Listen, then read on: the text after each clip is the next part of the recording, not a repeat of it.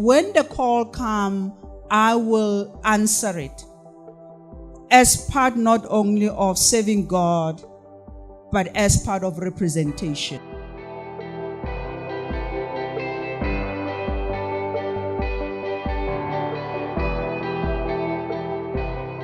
For a long time, women have been in the pew and the men have been at the altar.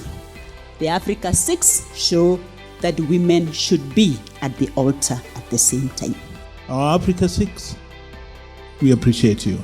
We appreciate you because I know there's a level of boldness that you exercised when history was being made.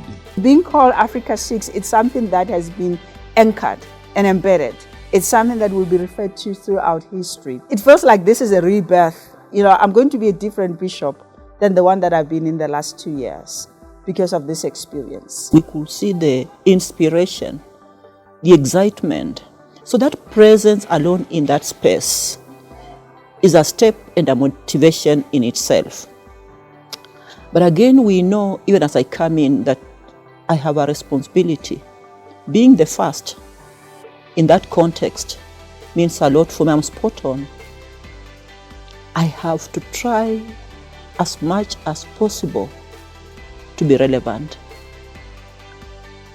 That's how then you continue to open doors for the others. If I don't do it right, I'll have closed doors for, other women.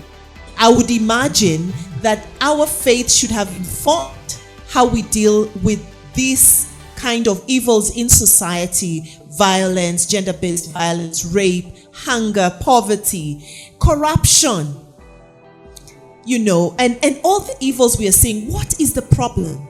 Most of our theology is not contextual. In our theological education, in our preaching, we must really address the contextual issues instead of pretending. And I think one of the things our churches really love evangelism and not teaching. And I think we need to be a teaching church. For many years, we've been talking about gender-based violence, and the status quo remain. And you are right. So what is the challenge? The challenge is that we are not ready to intentionally take the initiative. Like what I've done in Butere, I have intentionally taken the initiative to sensitize, to create awareness. As women leaders, we are the ones who have to start. That we're in positions of power, and I always say it's a borrowed power. It's not forever. People can take that power back. How at that moment when we have those platforms that we change the cultures of organizations, of churches, of everything else. What pain are you addressing and how are you doing it? We have a whole generation that was affected by HIV. And now we have a generation that has been affected by COVID. So as a church, we have a responsibility to those lives. Hence, we have neighboring care points whereby we feed children at least a meal a day. African leaders, they are not faithful to their people. They are not seeing themselves to be responsible and to be like what the Bible says. A leader is a leader to the people he is leading.